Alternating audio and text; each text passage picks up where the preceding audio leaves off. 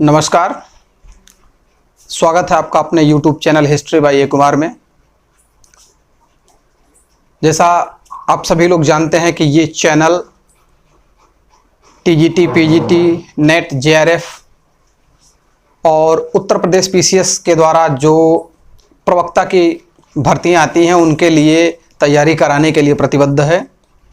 इस चैनल के माध्यम से आप सभी लोगों की जो तैयारी कराई जाती है वह क्रमबद्ध तरीके से शुरू की गई है। और इस कार्यक्रम में पिछले वीडियो में मैंने आप सभी लोगों को प्राचीन भारतीय इतिहास के स्रोतों के विषय में अवगत कराया था। उसी क्रम में मैं अपना दूसरा वीडियो लेकर उपस्थित हुआ हूं और आज हम चर्चा करेंगे भारतीय इतिहास में, प्राचीन इतिहास में जो पाषाण काल है, इस पाषाण काल के विषय में हम आज चर्चा करेंगे और इसके तथ्यों को जानने का प्रयास करेंगे। और वीडियो शुरू करने से पहले आप लोगों से एक निवेदन कि आप सभी लोग वीडियो को पूरा देखें, लाइक, शेयर और कमेंट करें, सब्सक्राइब करें और आप लोगों के कमेंट्स हम लोगों को मनोबल प्रदान करते हैं। तो चलिए चलते हैं आज की इस यात्रा पर और देखते हैं हम अपने भारतीय इतिहास में जो विभाजन हुआ है, इस विभाजन के विषय में चर्चा करेंगे और आज पाषाण काल के एक एक तथ्यों की बात करेंगे। देखिए, सबसे पहली बात यह है कि हमें यह जानना जरूरी है कि इतिहास में किन किन विषय वस्तुओं का और किन किन आधारों पर हम इतिहास का अध्ययन करते हैं। जैसा यहां पर लिखा हुआ है, यूरेनियम डेटिंग और कार्बन डेटिंग, इसके बारे में भी चर्चा करेंगे। सबसे पहले चलते हैं हम इतिहास के इस कालखंड के बारे में देखते हैं। देखिए, इतिहास का जो विभाजन है वह तीन रूप से किया गया है। इतिहास का विभाजन जो है वह तीन तरीके से किया गया है।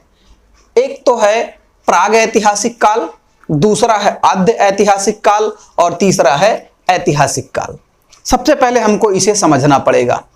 सबसे पहले हमें इसे समझना पड़ेगा कि यह प्राग ऐतिहासिक काल क्या है, आद्य ऐतिहासिक काल क्या है और ऐतिहासिक काल क्या है। इस विषय पर हम चर्चा करेंगे। प्राग ऐतिहासिक काल का आशय है जब मानव का उद्भव हुआ, विकास हुआ और वह धीरे धीरे क्रमबद्ध तरीके से अपना विकास करने लगा, उसकी मानसिक स्थिति थोड़ी आगे बढ़ने लगी। प्राग ऐतिहासिक काल से सीधा आशय है पाषाण काल से।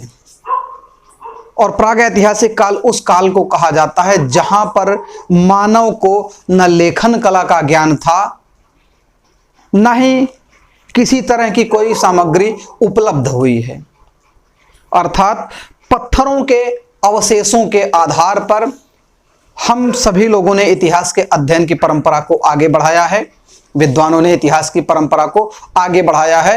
अर्थात इस काल के मानव को लेखन और पठन की कोई जानकारी नहीं थी, लिखने और पढ़ने का कोई ज्ञान नहीं था। मानव बिल्कुल जंगलों में पशुवत जीवन व्यतीत करता था और पाषाण काल इसी से संबंधित है। इस पाषाण काल का जो अध्ययन है हम आगे तीन भागों में करेंगे। फिर इसके बाद आद्य ऐतिहासिक काल आता है। आद्य ऐतिहासिक काल का अर्थ है जहां पर मानव लिखने की कला को जान गया था लेकिन उसके द्वारा लिखित सामग्रियों का अध्ययन आज तक नहीं किया जा सका है। मतलब मानव लेखन कला से परिचित हो गया था लेकिन उसे अभी तक पढ़ा नहीं जा सका। इस क्रम में हम सैंधव सभ्यता को लाते हैं और वैदिक सभ्यता का जो पूर्व वैदिक काल है उसका कुछ अंश इसके अंतर्गत आता है। जैसा कि अभी तक ये मान्यता थी कि सिंधु घाटी सभ्यता के लिपियों को, उसमें लिखी गई विषय वस्तुओं को आज तक पढ़ा नहीं जा सका है। लेकिन फरवरी 2020 में अपने बजट के अभिभाषण में भारत की वित्त मंत्री महोदया निर्मला सीतारमण जी ने कहा था अपने उस अभिभाषण में कि सिंधु घाटी सभ्यता की लिपियों को पढ़ा जा चुका है या पढ़ लिया गया है।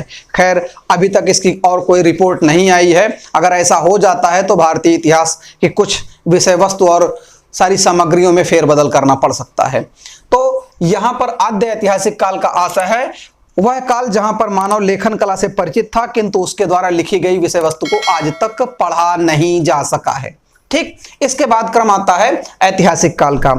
यहां पर मानव इतना विकास कर चुका, इतना विकास मानव ने कर लिया कि उसके द्वारा लिखित सामग्री को आज हम सभी लोग किन्हीं आधारों पर पढ़ने में सफलता प्राप्त कर चुके हैं। कहने का आशय यह है कि इतिहास का वह कालखंड जहां पर लेखन और पठन दोनों का साक्ष्य प्राप्त होता है वह ऐतिहासिक काल कहलाता है। हम इस काल की गणना ईसा पूर्व 6वीं शताब्दी से शुरू कर देते हैं, अर्थात महात्मा बुद्ध के जीवन काल के आसपास की घटनाओं से लिखित ऐतिहासिक साक्ष्य हम लोगों को पूर्ण रूप से प्राप्त होने लगते हैं। ठीक, तो यहां से ऐतिहासिक काल पूर्ण रूप से माना जाता है। और एक चीज अब हम यहां पर आते हैं, देखिए भारत में प्राग इतिहास के जनक कौन है? भारत में प्राग इतिहास के जनक रॉबर्ट ब्रूस फुट हैं, क्योंकि इन्होंने सबसे पहले मद्रास तमिलनाडु के पास पल्लवरम नामक स्थान से 13 मई सन 1863 को पाषाण उपकरणों की प्राप्ति की थी। कुछ लोग इसे हैंड एक्स मानते हैं, कुछ लोग इसे क्लीवर मानते हैं, विद्वानों में मतभेद है। तो 13 मई सन 1863 को मद्रास के पल्लवरम से हैंड एक्स की प्राप्ति की थी किन्होंने? रॉबर्ट ब्रूस फुट ने। इसी नाते इन्हें भारत में प्राग इतिहास का जनक कहा जाता है। अब ये जो प्राग इतिहास है जो पाषाणों पर आधारित है, हम इसकी काल गणना किस विधि से करते हैं इसके बारे में जानते हैं। देखिए, जो चट्टान होते हैं, जो पत्थर हैं, पाषाण हैं, उनका जीवन काल ज्ञात करने के लिए हमें यूरेनियम डेटिंग का सहारा लेना पड़ता है। किसका सहारा लेना पड़ता है? इस यूरेनियम डेटिंग का सहारा लेना पड़ता है। और इस यूरेनियम डेटिंग की शुरुआत करने वाले क्यूरी थे। इन्होंने चट्टानों पर अध्ययन किया, यूरेनियम डेटिंग के आधार पर इसकी काल गणना की जाती है। तो यूरेनियम डेटिंग के जनक कौन है? क्यूरी हैं। फिर जो फॉसिल्स होते हैं जिसमें कार्बन के तत्व मौजूद होते हैं, कार्बन डेटिंग विलर्ड लिबी के द्वारा प्रयोग में लाया गया और विलर्ड लिबी ने इसकी शुरुआत की। इसके द्वारा हम जीवाश्मों का अध्ययन करते हैं। यूरेनियम डेटिंग के आधार पर हम किसका अध्ययन करते हैं? चट्टानों का अध्ययन करते हैं, पाषाणों का अध्ययन करते हैं। किसका अध्ययन? चट्टानों का अध्ययन हम इसके द्वारा करते हैं। और विलर्ड लिबी ने जो बनाया कार्बन डेटिंग के आधार पर, इसके द्वारा हम जीवाश्मों का अध्ययन करते हैं। किसका? जीवाश्मों का। ठीक, आशा करता हूं यहां तक आप लोगों को बात समझ में आई होगी। और भारत में, हमारे भारत में जो ऐतिहासिक शब्दावली ली गई है, जो शब्द इतिहास विषय में प्रयोग किए जाते हैं, ये सभी शब्द कहां से लिए गए हैं? फ्रांस से लिए गए। कहां से? फ्रांस से लिए गए हैं। और प्रथम दक्षिण एशियाई पुरातत्व सम्मेलन जो हुआ था, यह प्रश्न कभी कभी पूछा जाता है कि प्रथम दक्षिण एशियाई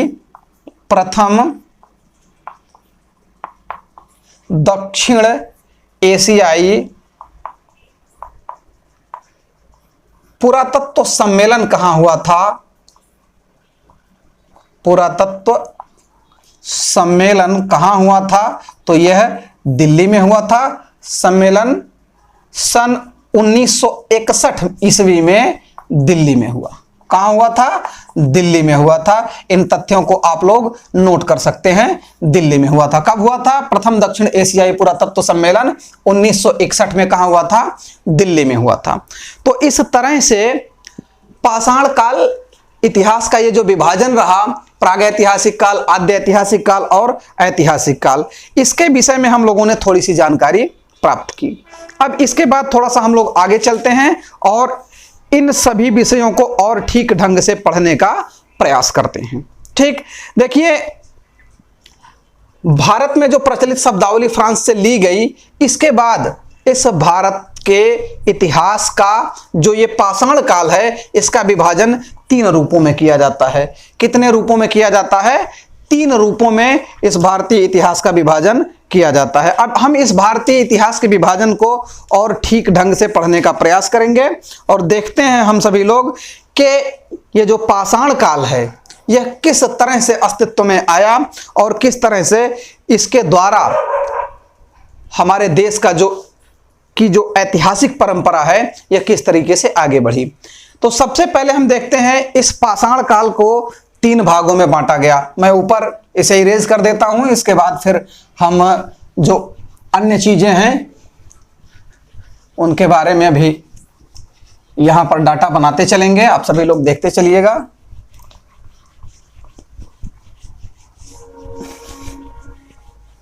ये भी थोड़ा सा इरेज हो गया है।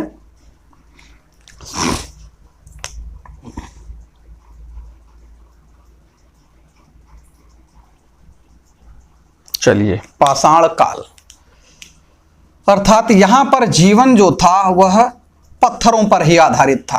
पाषाण काल, पाषाण काल का विभाजन है, पहले इसे 3 भागों में बांटा गया। पहला है इसका पूरा पाषाण काल, दूसरा है मध्य पाषाण काल और तीसरा है नव पाषाण काल। ठीक, पहला है पूरा पाषाण काल, दूसरा है मध्य पाषाण काल और तीसरा है नव पाषाण काल। अब इसके बारे में थोड़ा सा हम लोग चर्चा यहां पर करेंगे, पूरा पाषाण काल, मध्य पाषाण काल और नव पाषाण काल में। देखिए, ये जो पूरा पाषाण काल है, इसका समय, यह सबसे लंबा समय इसी का है। अर्थात मानव जब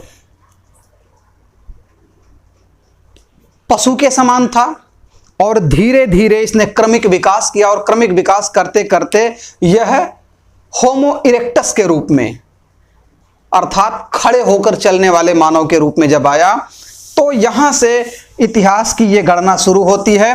और इस पूरा पाषाण काल का समय 6 लाख से 10,000 ईसा पूर्व तक माना जाता है। अब एक तरह से आप कह सकते हैं कि अगर इतिहास का ये पूरा वर्तमान समय तक का अगर हम एक स्केल में मापन करें तो लगभग हम ये मानेंगे कि लगभग 98% का समय इसी का हो जाता है, पूरा पाषाण काल का हो जाता है। बाकी में और सभी इतिहास का कालखंड आता है। ठीक, तो देखते हैं कि इस पूरा पाषाण काल का विभाजन 3 भागों में कैसे किया गया। यहां से इसे समझने का आप सभी लोग प्रयास कीजिएगा कि मानव जो है किस तरीके से अपने व्यवस्था को आगे बढ़ाने में लगा रहा और किस तरीके से धीरे धीरे वह अपना कार्य संचालित करता रहा।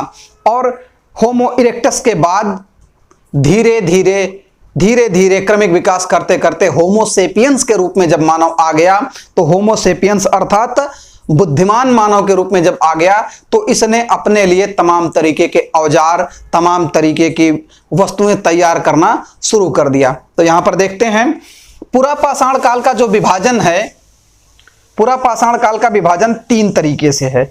सबसे प्राचीन समय जो है, मैं इसे नंबरिंग के हिसाब से बता रहा हूं आप लोगों को, ये क्या है, निम्न पूरा पाषाण काल। कौन सा है, निम्न पूरा पाषाण काल। इसका जो समय है यह 6 लाख से 1.5 लाख ईसा पूर्व के आसपास माना जाता है। कितना, 6 लाख से 1.5 लाख ईसा पूर्व के आसपास माना जाता है। ऐसा माना जाता है कि इस समय में मानव अपना क्रमिक विकास करते करते, अपने जीवन का यापन करते करते, चूंकि इसके पास कोई सुविधा नहीं थी, कोई व्यवस्था नहीं थी, जंगलों में रहा करता था, पाषाण उपकरणों या पत्थरों के साथ ही इनका जीवन, पत्थरों पर ही इनका जीवन आधारित था। तो यहां पर मानव धीरे धीरे अपना क्रमिक विकास करते करते कुछ हथियारों को बनाने की व्यवस्था करता है, कुछ हथियारों को बनाने का प्रयास करता है। और ये धीरे धीरे उसके हथियार जो हैं बनते हैं, जो उसके जीविकोपार्जन में उसकी सहायता करते हैं।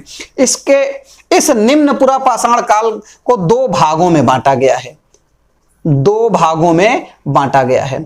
एक पहला जो है, जो सबसे पहले बात आती है, चॉपिंग, पेबुल और सोहन संस्कृति का एक भाग है। दूसरा भाग है हैंड एक्स या एस्यूलियन संस्कृति। सबसे पहली बात अभी मैंने आप लोगों को बताया था कि ये जो हैंड एक्स या एस्यूलियन संस्कृति है, एक एरो मार्क के हिसाब से आप लोगों को ऊपर मैं लिखने का प्रयास करूंगा। ये यहां पर हैंड एक्स की बात मैं करूंगा। ऐसा माना जाता है कि हैंड एक्स, ये हस्त कुठार, इसे सबसे पहले किसने प्राप्त किया, मद्रास के पल्लवरम से किसने प्राप्त किया था? रॉबर्ट ब्रूस फुट ने, रॉबर्ट ब्रूस फुट ने प्राप्त किया था। रॉबर्ट ब्रूस फुट ने कब प्राप्त किया था? 13 मई सन 1863 को, 13 मई सन 1863 को हैंड एक्स प्राप्त किया था। लेकिन कुछ विद्वानों का मतभेद है। कुछ विद्वानों ने यह कहा कि इन्होंने सबसे पहले हैंड एक्स नहीं प्राप्त किया, बल्कि प्रोफेसर किंग ने। किसने? प्रोफेसर किंग ने 1864 में अतिरपक्कम, कहां से? अतिरपक्कम और बदमदुरै से, ये दोनों ही तमिलनाडु के क्षेत्र हैं, दोनों इसी के पल्लवरम के आसपास के क्षेत्र हैं। तो ये 3 स्थानों की बात कही जाती है जो बहुत दूर नहीं है, थोड़ी थोड़ी दूरी पर हैं। तो प्रोफेसर किंग ने सबसे पहले प्राप्त किया, लेकिन कुछ विद्वानों का मानना है कि सबसे पहले रॉबर्ट ब्रूस फुट ने ही प्राप्त किया था। किसको प्राप्त किया था? हैंड एक्स को प्राप्त किया था। हैंड एक्स क्या? पत्थर का बना हुआ एक कुल्हाड़ी नुमा औजार। ये हमको कहां से मिला? दक्षिण भारत से मिला सबसे पहले। तो ऐसा माना जा सकता है कि दक्षिण भारत में ही सबसे पहले जो ये मानव है, जो बुद्धिमान मानव की श्रेणी में थोड़ा क्रमागत विकास कर रहा था मानव, उसका उद्भव दक्षिण भारत में ही हुआ, ऐसा माना जा सकता है। फिर आगे चलते हैं, हम थोड़ा सा देखते हैं ये चापर, चापिंग, पेबुल और सोहन संस्कृति के विषय में। हम एक छोटा सा भारत का मैप ड्रा करेंगे, एक भारत का मैप ड्रा करेंगे और यहां पर देखेंगे कि ये सिंधु नदी वाला जो क्षेत्र है, पाकिस्तान वाला जो क्षेत्र है, सिंधु नदी वाला क्षेत्र, यहीं पर सोहन घाटी है। सोहन नदी की एक घाटी है और सोहन नदी घाटी में ही सबसे पहले इन उपकरणों को प्राप्त किया गया। इन उपकरणों को प्राप्त किया गया जिसका आशय लगाया गया कि ये निम्न पुरा पाषाण काल के हैं। यहां पर चापर का शब्द होता है एक तरफ धार वाला, चापर का शब्द होता है एक तरफ धार वाला, ठीक, एक तरफ धार वाला प्रस्तर उपकरण, पत्थर का बना प्रस्तर उपकरण, एक तरफ धार वाला प्रस्तर उपकरण, जिसे हम क्या कह सकते हैं? गंडासा भी कह सकते हैं। इस तरह का बना हुआ एक तरफ धार वाला क्या हम कह सकते हैं? इसको गंडासा कह सकते हैं। दूसरा क्या है? चापिंग है। चापिंग का मतलब होता है दोनों तरफ धार वाले उपकरण, दोनों तरफ धार वाले उपकरण, जिसे हम खुरचनी या बेधनी भी कह सकते हैं। ये चापर हमने हाँ, ठीक, यहां पर चापिंग, ये चापिंग है। इसमें क्या होता है? इसमें दोनों तरफ धार होते हैं। क्या होते हैं? दोनों तरफ धार होते हैं, ये दोनों तरफ धार वाले उपकरण। और पेबुल जो है, ये सोहन नदी घाटी क्षेत्र में नदियों के बहाव में रगड़ खाते हुए चिकने गोल सपाट पत्थर मिले, जिन्हें पेबुल कहा जाता है। ऐसा माना जाता है कि ये सारे जो औजार थे, ये निम्न पुरा पाषाण काल के मानवों के औजारों में सम्मिलित थे। सोहन संस्कृति इस क्षेत्र को इस नाते कहा जाता है क्योंकि सोहन नदी घाटी क्षेत्र में ये सारे उपकरण प्राप्त हुए, इसी नाते इसे सोहन संस्कृति भी कहा जाता है। ठीक, तो निम्न पुरा पाषाण काल में मानव धीरे धीरे अपना क्रमिक विकास कर रहा था और यहां तक आते आते ऐसा माना जाता है कि मानव ने 6 लाख से 1.5 लाख ईसा पूर्व के बीच में अपने जीविकोपार्जन के लिए हैंड एक्स, कुल्हाड़ी को बना लिया था। और इधर चापर, चापिंग, पेबुल और जो ये हथियार हैं, एक तरफ धार वाले, दोनों तरफ धार वाले और चिकने सपाट पत्थरों को औजार के रूप में प्रयोग करता था। ये सारी चीजें यहां पर निम्न पुरा पाषाण काल में प्राप्त हो गई थी। हम इसके क्षेत्रों के बारे में अगर चर्चा करते हैं तो सबसे पहले निम्न पुरा पाषाण काल के जो क्षेत्र हैं, इन सभी क्षेत्रों के हम नामों की चर्चा करते हैं। निम्न पुरा पाषाण काल का जो उत्तरी क्षेत्र है, निम्न पुरा पाषाण काल का जो उत्तरी क्षेत्र है, ये सबसे पहले कहां मिलता है? हमको सोहन नदी क्षेत्र में ही मिलता है। ये बहुत महत्वपूर्ण तथ्य हैं, आप सभी लोग इसको नोट कर सकते हैं। सोहन नदी क्षेत्र में ही मिलता है। निम्न पुरा पाषाण काल का जो समय है, यह सबसे पहले मिलता है। सन 1928 में वी.एन. वाडिया ने ही सबसे पहले सोहन क्षेत्र में उत्खनन करवाया था। किसने करवाया था? वी.एन. वाडिया ने डी.एन. वाडिया ने सबसे पहले इस क्षेत्र में सोहन नदी घाटी क्षेत्र में क्या करवाया था? सोहन नदी घाटी क्षेत्र में इन्होंने उत्खनन करवाया था और यहां से निम्न पुरा पाषाण काल के उपकरण, निम्न पुरा पाषाण काल के जो उपकरण हैं इन्हें प्राप्त नहीं हुए, डी.एन. वाडिया को प्राप्त नहीं हुए, बल्कि एच.डी. संकालिया को प्राप्त हुए। लेकिन इनके उत्खनन में कुछ उपकरण जो पत्थरों से संबंधित थे, पेबुल वगैरह, ये इन्हें प्राप्त हुए थे। फिर 1928 के बाद जो है यहां पर 1923 में कर्नल U.R. टाड ने उत्खनन करवाया था। किसने? 1930 में colonel U.R. Tod. Colonel Tod Rajasthan का राजपूतों का इतिहास लिखने के लिए बहुत ही प्रसिद्ध हैं। तो कर्नल U.R. टाड ने 1930 में यहां पर उत्खनन कराया और इन्हें भी बहुत महत्वपूर्ण तथ्य कुछ हाथ नहीं लगे। लेकिन 1930 के बाद जो है एच.डी. संकालिया को हैंड एक्स प्राप्त हुआ। क्या प्राप्त हुआ? एच.डी.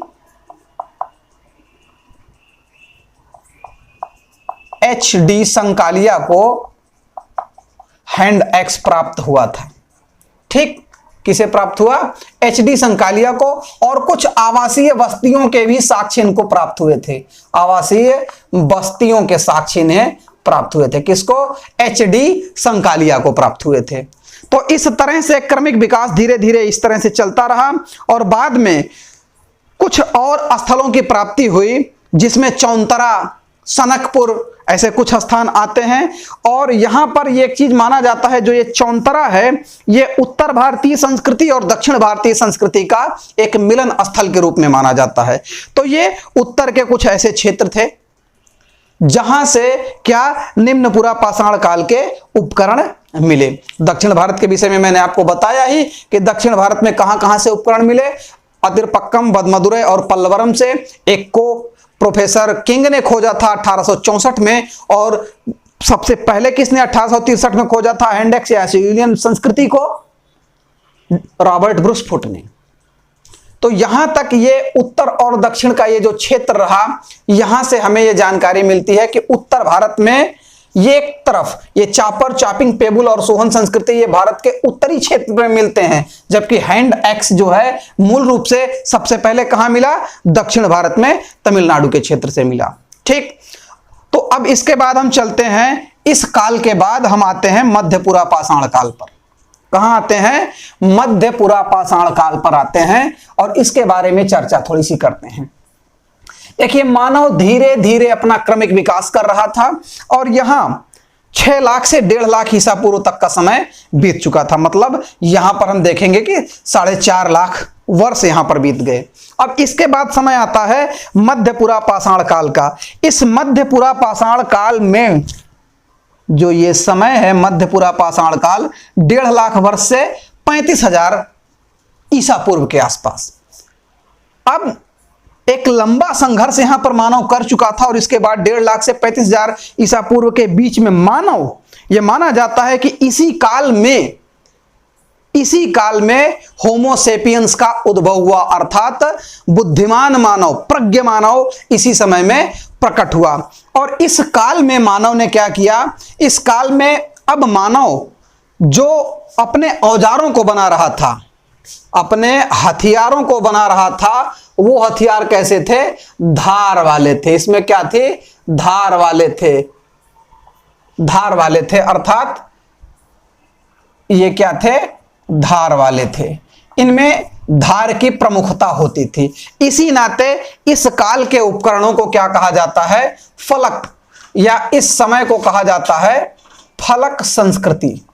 ध्यान दीजिएगा आप सभी लोग, क्या कहा जाता है? फलक संस्कृति कहा जाता है। क्योंकि यहां के उपकरणों में अब क्या हो गया था? बड़ी ही तेजी के साथ यहां पर धार वाले उपकरण प्राप्त होते हैं। और यहां पर मध्यपुरा पाषाण काल आते आते मानव जो है अपने कुछ कार्य करना शुरू कर दिया था। और इस मध्यपुरा पाषाण काल में जो मानव मध्यपुरा पाषाण काल में जो मानव अपने कार्य को कर रहा था, इसमें हमें एक चीज ये देखना है कि हमारे देश में इसका एक महत्वपूर्ण स्थान कहां प्राप्त होता है। तो हम महाराष्ट्र में एक स्थान है नेवासा। महाराष्ट्र में कौन सा स्थान है? नेवासा। इसे एचडी संकालिया ने यहां से तमाम उपकरणों को प्राप्त किया और यहां धार वाले उपकरण थे, इस नाते इन सब का नाम क्या रख दिया गया? फलक संस्कृति रख दिया गया, अर्थात तेज धार वाले उपकरण यहां से हमको प्राप्त होते हैं।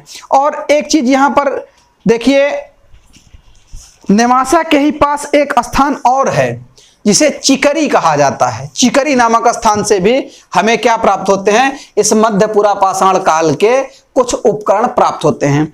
कुछ विद्वानों का यह मत है कि इसी काल में मानव ने सबको दफनाने की प्रथा की शुरुआत की थी।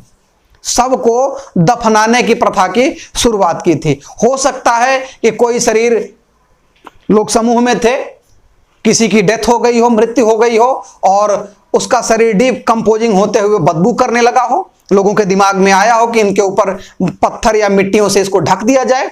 ढकने के बाद हो सकता है उसके सड़ने गलने की बदबू बंद हो गई हो और बाद में जो वस्तुएं जिन पत्थरों से उसे ढका रहा हो उसके नीचे कंकाल प्राप्त हुआ हो। तो हमारे विद्वानों ने यह आशय लगाया हो कि हो सकता है इस काल के लोग शव को दफनाने की प्रथा की शुरुआत कर चुके थे।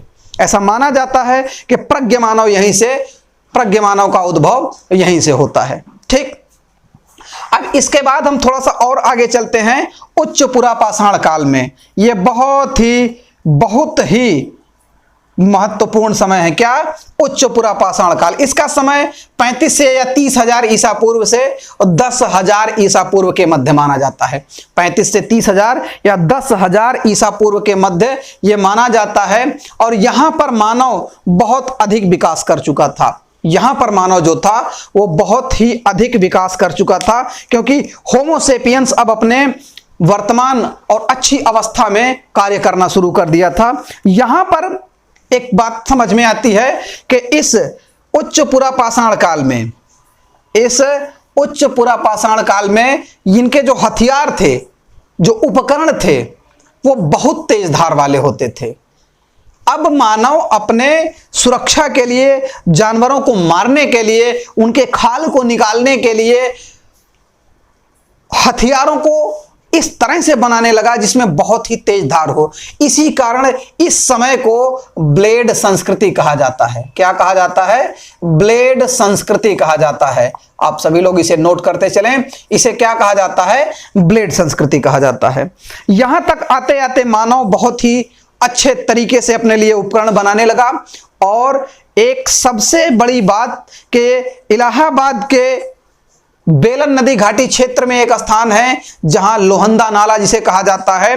इस लोहंदा नाले से हड्डियों से निर्मित एक स्त्री की प्रतिमा मिली, जिसे विश्व की सबसे प्राचीनतम अस्थि निर्मित मूर्ति होने का दर्जा प्राप्त है।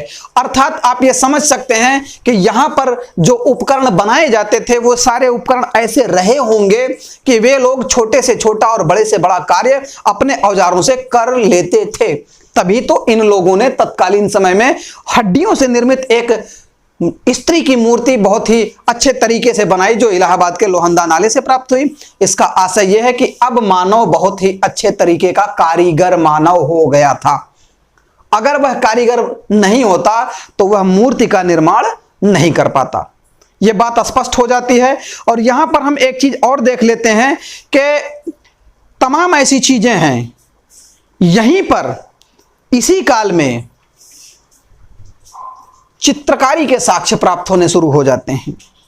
और चित्रकारी के जो साक्ष्य शुरू होते हैं, इसमें सबसे प्राचीनतम जो चित्रकारी मिलती है वो हमको शुतुरमुर्ग के अंडों पर की गई चित्रकारी का साक्ष्य हमको मिलता है। और यह साक्ष्य जो हमको मिलता है, यह चित्रकारी बांदा जिले के में केन नदी के पास, बांदा जिले में केन नदी के आसपास के क्षेत्रों में शुतुरमुर्ग के अंडे पर की गई चित्रकारी का साक्ष्य यहां से प्राप्त होता है। अब इसके बाद थोड़ा सा हम और दक्षिण बढ़ते हैं तो मध्य प्रदेश के रायसेन जिले में भीमबेटका की गुफाएं हैं। और इस भीमबेटका की गुफाओं में तमाम गुफाएं हैं जिसमें लगभग 400 गुफाओं में चित्रकारी का साक्ष्य मिलता है। और यह चित्रकारी की शुरुआत, उस चित्रकारी की शुरुआत इसी उच्च पुरापाषाण काल में ही हो गई थी। कब हो गई थी? इसी उच्च पुरापाषाण काल में ही चित्रकारी की शुरुआत हो गई थी। और इस तरह से हम लोग ये देखते हैं कि ये जो उच्च पुरापाषाण काल है, यह उच्च पुरापाषाण काल मानव जीवन में एक क्रांति के रूप में आता है, क्योंकि यहीं पर मानव जो है, यहीं पर मानव अपने लिए अच्छे ढंग से कार्य करने की व्यवस्था सीख लेता है। तो ये हमने अध्ययन कहां तक किया? उच्च पुरापाषाण काल, अर्थात हमने पुरापाषाण काल का पूरा अध्ययन किया। 6 लाख वर्ष से 10,000 ईसा पूर्व तक किया। इसके बाद का जो समय है वह इस इतिहास के कालखंड में किसके नाम से विख्यात है? मध्य पाषाण काल के नाम से विख्यात है। किसके नाम से विख्यात है? मध्य पाषाण काल के नाम से विख्यात है। अब हम थोड़ी सी चर्चा मध्य पाषाण काल की भी करेंगे, क्योंकि मध्य पाषाण काल का जो समय है यह 10,000 ईसा पूर्व से 4,000 ईसा पूर्व के मध्य माना जाता है। तो हम मध्य पाषाण काल पर चर्चा करेंगे। इसे अनुपुरा पाषाण काल, क्या कहा जाता है इसे? अनुपुरा पाषाण काल या आद्य नव पाषाण काल की भी संज्ञा इसे दी जाती है। अनुपुरा पाषाण काल या आद्य पाषाण काल की भी संज्ञा दी जाती है। अब चलते हैं, हम अध्ययन करेंगे किस पर? मध्य पाषाण काल पर।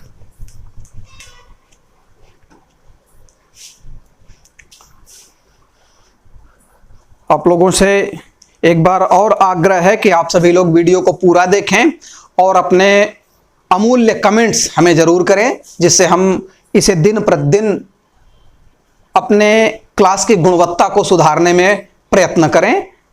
और आप सभी लोगों के सुझाव सादर आमंत्रित हैं। आप सभी लोग कमेंट बॉक्स में अपने सुझाव जरूर लिखें।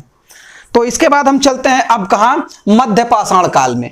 देखिए, जो मध्य पाषाण काल है यह एक तरीके से मानव जीवन में क्रांति लाने वाला समय था।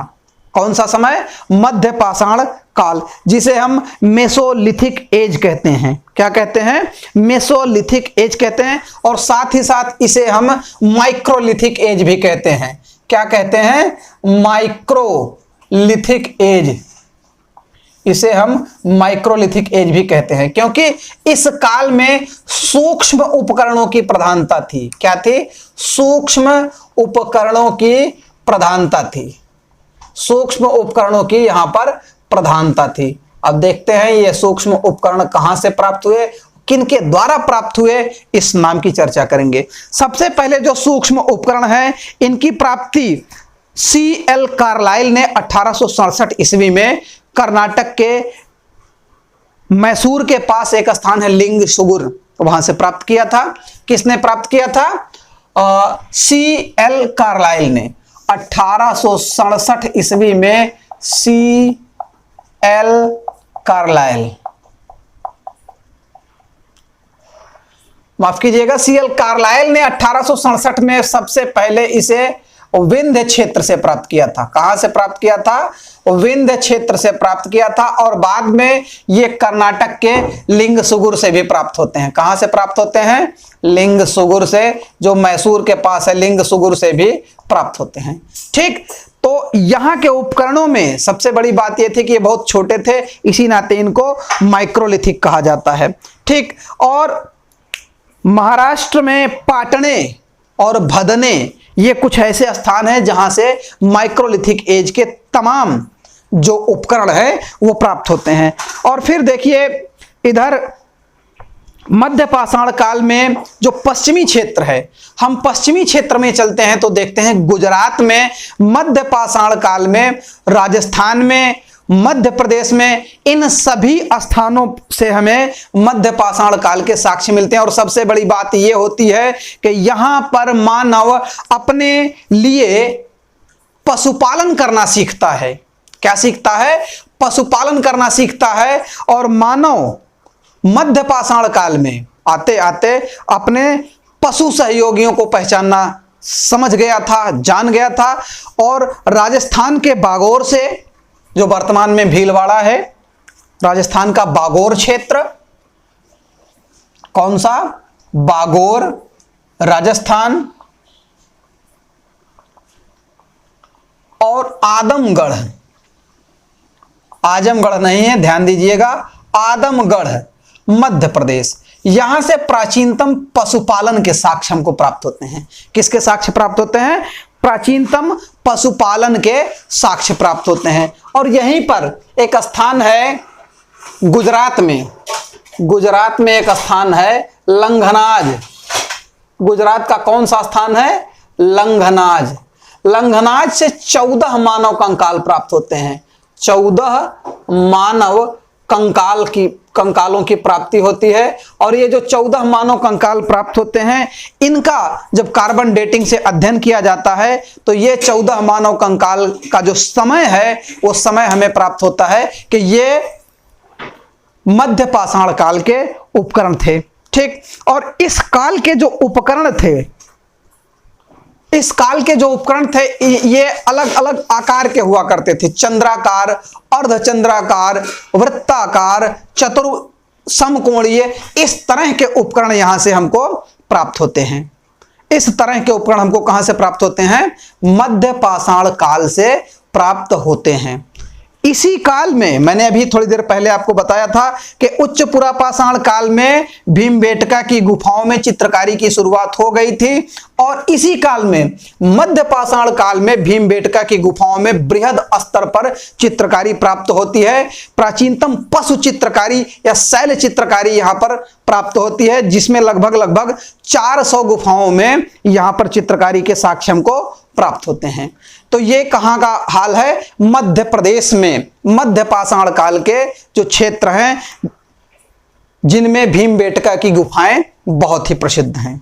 ठीक, फिर इसके बाद हम और उत्तर क्षेत्र में जब बढ़ते हैं तो इलाहाबाद का जो क्षेत्र है, मध्य प्रदेश से उत्तर में जब आएंगे उत्तर प्रदेश में, तो इलाहाबाद का एक क्षेत्र है जिसे हम कहते हैं चौपानी मांडो। इस चौपानी मांडो से हमें धान की भूसी का, जंगली चावल का साक्ष्य प्राप्त होता है।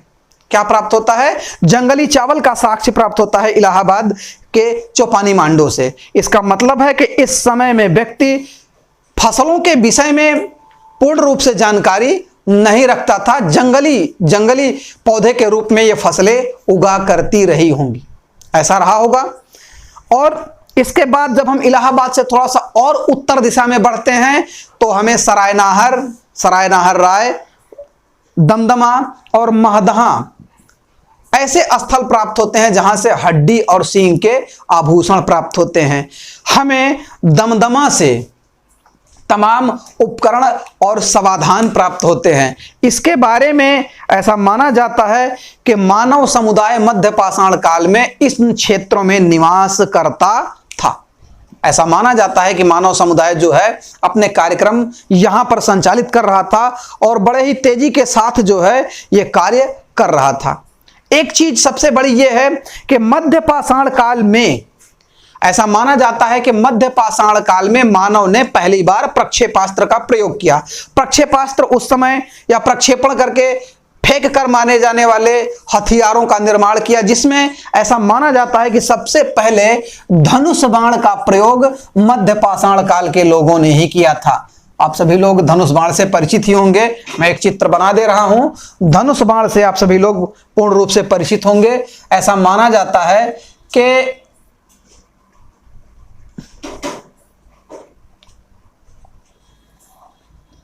ये वर्तमान समय में काफी अच्छे ढंग के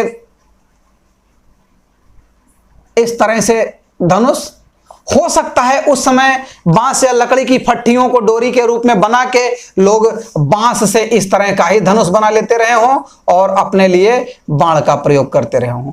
क्योंकि मध्य पाषाण काल की जो गुफाएं हैं, जो भीमबेटका की गुफाएं हैं, उन शैल चित्रकारियों में इस तरह के धनुष बाण को दिखाया गया है। तत्कालीन मानवों ने, तत्कालीन लोगों ने ऐसी चित्रकारी की है। इससे पता लगता है कि मध्य पाषाण काल में लोगों ने इसका आविष्कार कर लिया था।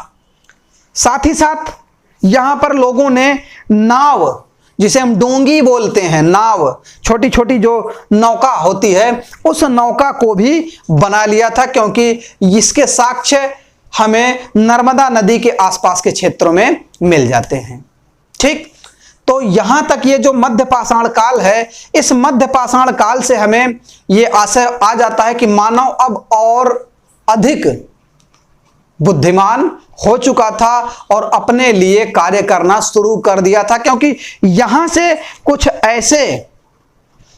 कुछ ऐसे समाधान प्राप्त हुए जिनके पास गले में गुड़िया, गले में कुछ आभूषण रूपी वस्तु पाए गए।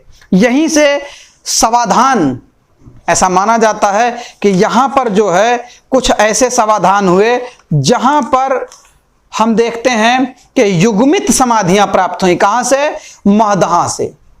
महदहा से हमको युग्मित समाधि, पति स्त्री और पुरुष दोनों का दोनों के एक साथ अस्थिपंजर प्राप्त हुए। इससे यह पता लगा कि यहां पर युग्मित समाधियां मिलती हैं। महदहा से हमको 35 गर्त चूल्हे प्राप्त होते हैं। क्या प्राप्त होते हैं? गर्त चूल्हे, गड्ढे में बने हुए चूल्हे प्राप्त होते हैं हमको। कहां से?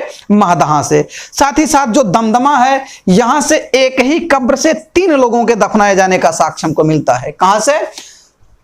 दमदमा से एक ही कब्र से 3 लोगों के दफनाए जाने का साक्ष्य हमको मिलता है। सराय नाहर राय से हमें क्या मिलता है? हड्डियों के बने हुए आभूषण प्राप्त होते हैं, सींग के बने हुए आभूषण प्राप्त होते हैं। तो इस तरह से ये पूरा जो क्षेत्र है, इस पूरे क्षेत्र में व्यापक रूप से मध्य पाषाण काल का जो मानव था वो अपना कार्य कर रहा था और धीरे धीरे क्रमिक विकास करते हुए आगे बढ़ रहा था। ठीक, तो यहां तक मेरे ख्याल से आप लोगों के दिमाग में ये बात समझ में आ गई होगी। अब एक चीज यहां तक आते आते एक बहुत ही बड़ी बात ये थी कि मध्य पाषाण काल तक आते आते, अर्थात यहां तक आते आते मानव अभी सिर्फ और सिर्फ उपभोक्ता था, उत्पादक नहीं था। अब भी वह गुफाओं कंदराओं में रहा करता था, इधर उधर जंगलों में भटका करता था, शिकार करके शिकार से अपना पेट भरा करता था। लेकिन इसके बाद का जो समय आता है नवपाषाण काल, इस नवपाषाण काल को एक क्रांति के रूप में देखा जाता है। किस रूप में देखा जाता है? एक क्रांति के रूप में देखा जाता है इस नवपाषाण काल को। पूरी दुनिया में ये जो नवपाषाण काल है ये लगभग 9000 ईसा पूर्व के आसपास शुरू होता है, लेकिन भारतीय इतिहास में इसका क्रम 4000 ईसा पूर्व के आसपास शुरू होता है। और यहां पर आते आते मानव अब बिल्कुल प्रज्ञ हो गया, बहुत बुद्धिमान हो गया। अपने लिए हथियार तो ये मध्य पाषाण काल में प्रक्षेपास्त्र और डोंगी जैसे हथियारों, डोंगी जैसे अपने यातायात के साधनों को बनाने में सक्षम हो गया। अब इसके बाद नवपाषाण काल के समय में बहुत लंबा और बहुत ही क्रमिक विकास करता है मानव। यहां पर देखिए, नवपाषाण शब्द का सबसे पहली बार प्रयोग किसने किया था, इसे जान लीजिए।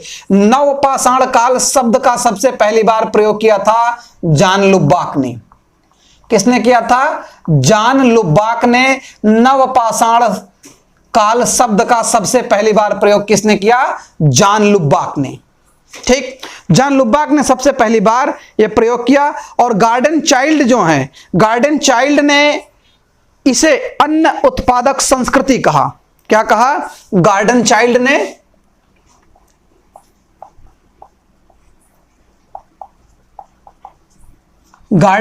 ने इसे क्या कहा?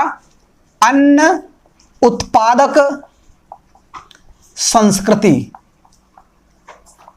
इसे एक क्रांति के रूप में बताया। किसने? इसे एक क्रांति के रूप में गार्डन चाइल्ड ने बताया कि यह एक तरह से नवपाषाणिक क्रांति थी। क्या थी? क्रांति थी। कैसी थी? नवपाषाणिक। क्या थी? यह एक नवपाषाणिक क्रांति थी। किसने बताया? गार्डन चाइल्ड ने बताया। ठीक, लेकिन ये जो नवपाषाण काल है, इस नवपाषाण काल में मानव ने अपने लिए बहुत ही अच्छे अच्छे आविष्कारों को किया। सबसे पहले हम चलते हैं मेहरगढ़ की तरफ। इस नवपाषाण काल में मानव सबसे पहले, अब तक यह क्या था? उपभोक्ता था, लेकिन अब यह अन्न का उत्पादक भी बन गया। हमें मेहरगढ़ से गेहूं, जौ और अंगूर की खेती के साक्ष्य मिलते हैं। हमें मेहरगढ़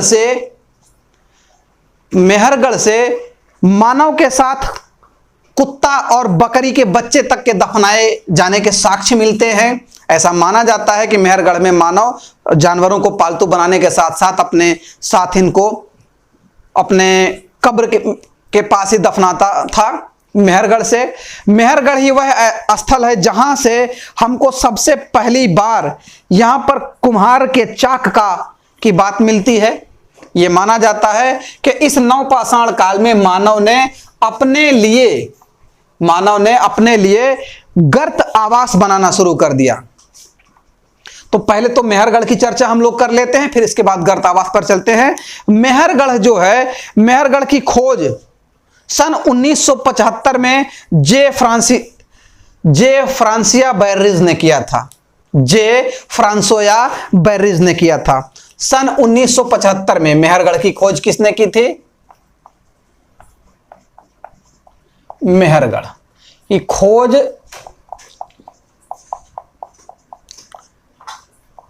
(1975) में जे फ्रांसोया बैरिज ने किया था।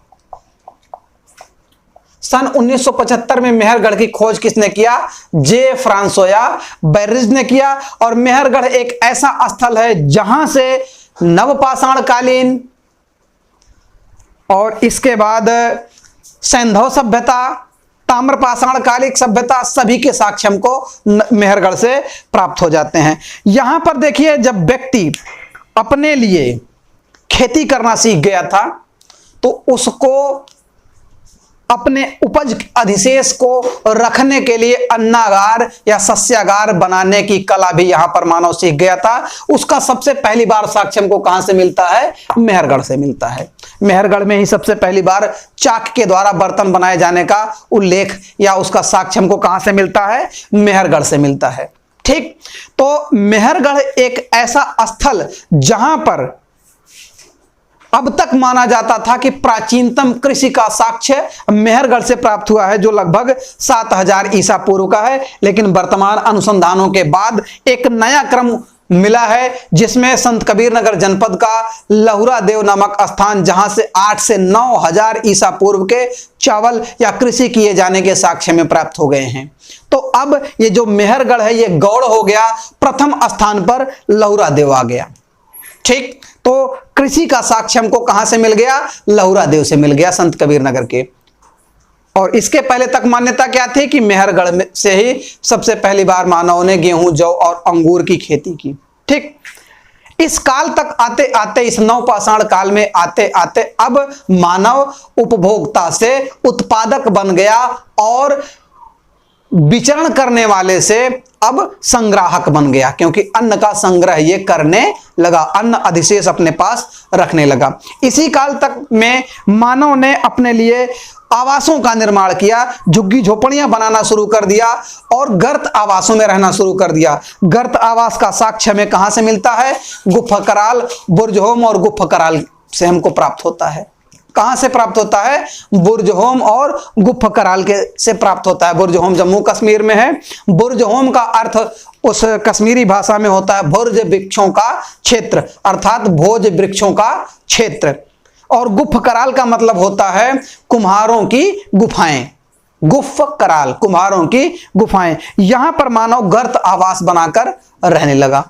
ठीक, यहीं पर आते आते मानव ने अपने लिए पहिए का भी आविष्कार कर लिया और गाड़ियों में कुछ खींचने के लिए जैसे ही चाक का आविष्कार हुआ तो उस पहिए, वो भी एक पहिए का ही रूप है, और चाक पर जब बर्तन बना तो कहीं ना कहीं से लोगों के दिमाग में आया होगा कि इसे एक वाहन के रूप में प्रयोग किया जाए इस पहिए का, तो उन्हें सफलता प्राप्त हुई होगी। यहीं पर मानव अपने लिए कृषि कर्म करने के लिए हंसिया तक बना लिया था। पत्थरों से हंसिया बनाया था, जिसका साक्ष्य हमको कहां से मिलता है? मेहरगढ़ से मिलता है। ठीक, और इस काल के जो मानव थे, इनका क्षेत्र बड़ा ही लंबा विस्तृत हो गया था। पूरब में ये चिरांद बिहार से हड्डियों के बने हुए उपकरण नवपाषाण काल के मिलते हैं। दक्षिण भारत में हमें दायमाबाद मिलता है। दक्षिण भारत में ठाणे जिले का दायमाबाद मिलता है। यहां से भी हमको क्या मिलते हैं, नवपाषाण काल के क्षेत्र मिलते हैं। नवदा टोली, नेमासाड़, ये भी हमें महाराष्ट्र से प्राप्त होते हैं। यहां पर भी मानव के द्वारा नवीन बस्तियों का उल्लेख मिलता है और तमाम तरीके के राख के ढेरों का पता चला है। दक्षिण भारत में राख के ढेर का होने का मतलब है वहां पर आवासीय बस्तियां रही होंगी, ऐसा नवपाषाण काल में हमें प्राप्त होता है।